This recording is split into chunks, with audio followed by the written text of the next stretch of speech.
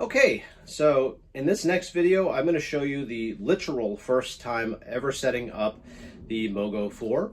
I don't know entirely what to expect, and I'm sure that I'm going to have a few moments of like, I wish I wasn't recording this, but I'm going to do it just because I feel like these are the most authentic, easy ways to showcase the actual experience. But let's just see what it's like to set it up. So first, I'm just going to plug in the USB-C cord to the device, mount it onto my stand, just because the way my office is set up, I don't really have like a good place to sit it down. Maybe I'll do another video later to see if that experience is at all different, but I can't imagine. I'm just using a stand because it's easier for recording. And my office is not like the ideal area for a projector, which I would argue a lot of folks that use projectors of this size are going to experience, right? It's a mobile projector, so you're going to be out and about. You're going to use it outside. You're going to use it at night in the backyard. You're going to use it on someone's wall to play video games. So that's why I kind of like using my office, because I think it's a good like testing ground for, okay, let's see what the elements do for it. All right. So before I plug it in, I'm just going to, as you can see right here at the bottom of the screen, there is a nice screw right here, as you would expect. So if you have a standard mount or, you know, anything like that, you'll be able to line it up very easily, as you can see here. So that's what I'm doing. And I do have the remote, as you can see, kind of dangling here. Okay, so perfect. It is now mounted. All right, now this should turn on automatically. I might fix my angle just so you can get the full experience. Bear with me. Okay, that's better. Okay, now you can see it on the actual mount. Now I'm going to lift. I'm going to hold the bottom, lift, and you see how it does that? And I'm just going to turn it like so. Now it does have a battery, so it's going to run automatically, if you will. And we'll see how it works on, up there is the logo for XGIMI right there. We'll start to see what happens. And let me just twist the camera slightly so you can experience that. And I'm going to take the plug and put it right here. Oh, I love that the plug isn't like in the way. That was something that used to drive me nuts about the Samsung device. Here's the remote. Just going to take the little plastic wrap ring off while it's getting set up. You should be able to see the screen. There is nothing on the screen right now, just in case you're wondering. So the first thing it wants me to do is pair the remote. Let me just adjust this screen a little bit more so you can kind of get the full experience. Okay, so for the sake of this demonstration, I thought I would just show you the experience rather than myself, because although, you know, I have enough of an ego to create videos like this, I don't have the false perception that you're actually interested in seeing my mug. So I repositioned the camera so you can see here is the Mogo 4 and there is the screen. And right now it wants me to pair the remote. So I just put in the batteries. And now I'm going to follow the instructions exactly. They're blinking. That's kind of fun. So I'm going to do exactly what it says, which is this. I'm holding it down. Remote control paired. Okay, so there we go. And now let's see what the screen does. Okay, let's just go through the motions. English.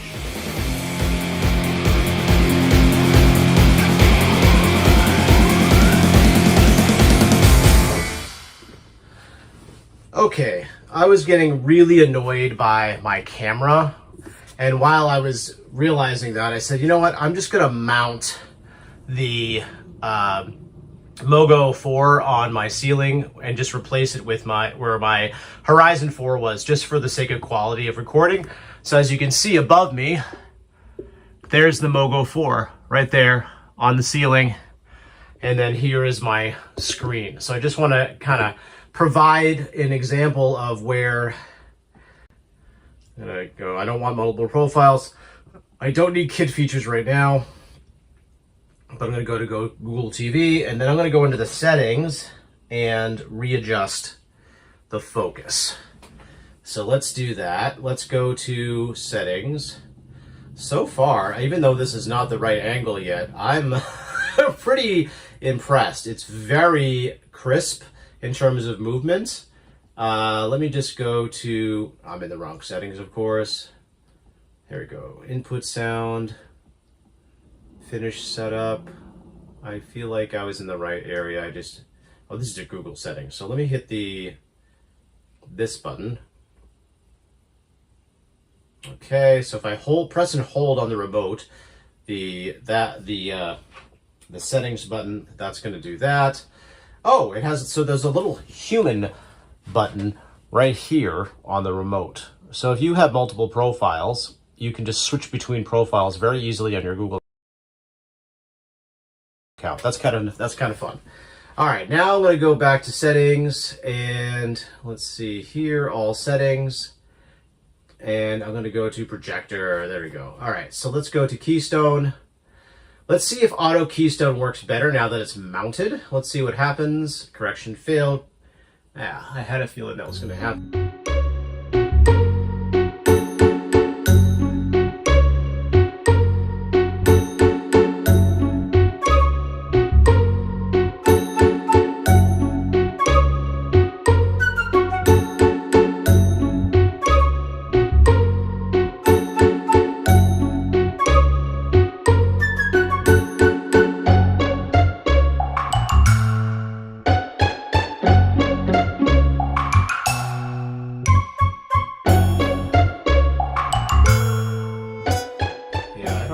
It's not working. It's probably because I have too many objects in my office, which I've experienced before. So what I'm going to do is go to manual keystone correction and just kind of do this. So I've encountered this before. This is not, I don't really want to say this is a knock on the projector. I think it's just because of the way my office is set up. I've sort of like, I have too many things in my office to make it, you know, a perfect experience.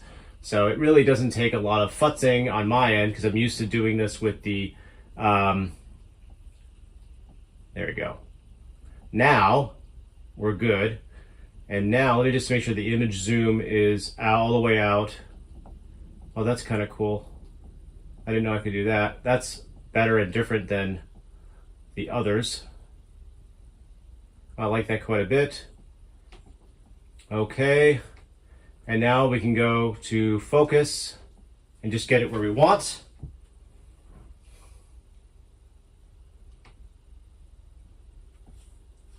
Okay, so now I'm going to get back here and go boop. Okay. Decent. All right, so as expected, this is a very nice experience here, very intuitive. As you'd expect from Google TV and all the different things. It looks like it's already connected to my Google account, which is nice.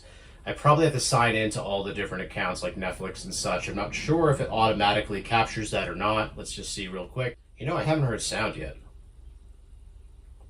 Yep, I got to sign in. All right, so that's interesting. I will sign in later. There we go.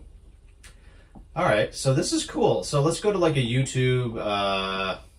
Let's just go to YouTube for a second and see. And again, the camera is still not doing justice to the image because it's really capturing the light that's on the screen, which, here, let's just use this for an example. So the sound quality is great. I have it at 42%. If I go down to 25% is like a nice chill volume in the background. Image quality is great, to be honest. I'm very happy with this. This isn't too noticeably different than my Horizon Pro right now. Let's watch something that's in 4K. So let's do that. Let's go search. I'll just, there we go, perfect. So let's take a look at some of this, like these colorful things here to see how that, wow, that looks great. You know, this is 1080p, this isn't 4K, but for 1080p, this is pretty freaking fantastic. I'm impressed. So, wow, that colors are great. The projector is very easy to use. Let's go into the specs real quick. Wow, I'm impressed with this. Very nice. Turn the volume up a little bit. I don't know if this... So I'm a little hard of hearing, so... Yeah, it's very subtle music. Alright, let's go into settings and just kind of take a look at the specs specifically, and then we'll call it a day for this video. And then later on, I'll do the ambient thing. Alright, let's see here. We'll go to settings. This is kind of new. I like this little search section where I can, like, search through apps. That's kind of fun. I can't wait to play with that later. I love that I can play with the screensaver. That was kind of an annoyance for me with the older software on the Horizon Pro. That's nice. Sound-wise, I can very easily, my assumption is I can switch between, I can switch between, there's even dialogue enhancer. That's a nice setting. That's great. All right, currently I'm on battery. It has 46%. I am charging, but the battery's at 46. That's kind of nice to know, too. I have Google Home set up. Yes, which is, can I actually access Google Home stuff?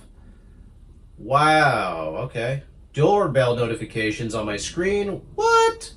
Love that. Oh, that's cool.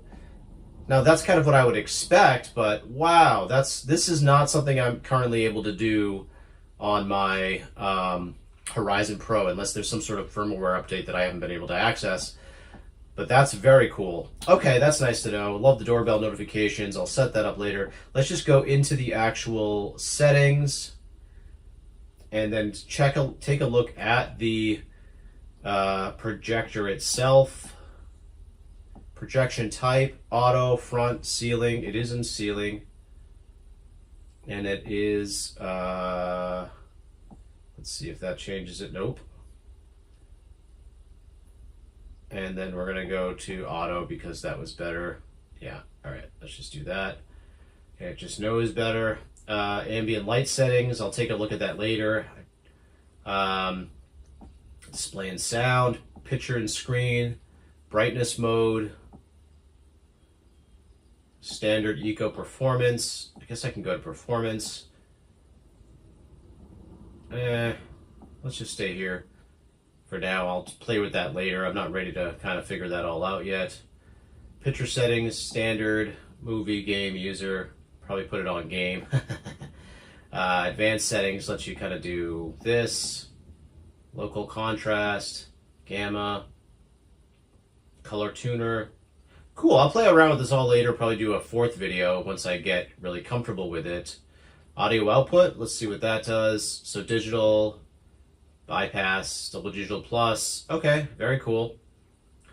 I like seeing that. Network, that's fine. Accounts, let's see, privacy, apps, I'll take care of that later. System, all right, let's see, about.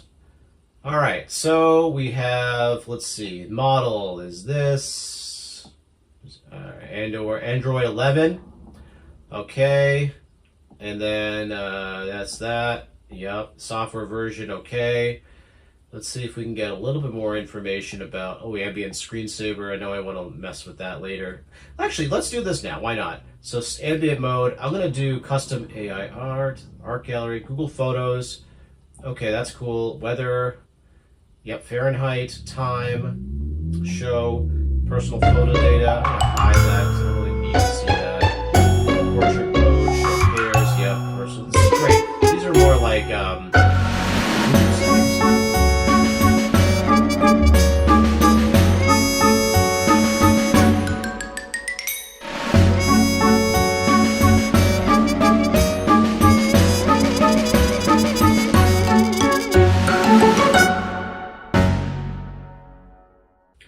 I'll probably find some more stuff later. Let's see, power and behavior, Google TV home screen. Oh, you can change between the last output used. That's nice. 30, turn off when it's inactive for 30 minutes. Sleep timer off, picture off, auto sleep never. Timer, very cool. Of course, this Google Cast. System sounds, on and off. I don't want retail mode for sure. Yep, I know about pairing accessories. Let's see, I can always send feedback as well. Overall, lovely device. Very happy with it. I'm going to play some more, but there you go. There's your inside look at the Mogo 4. And then the last video I'll do for now is I'm going to try out the ambient mode.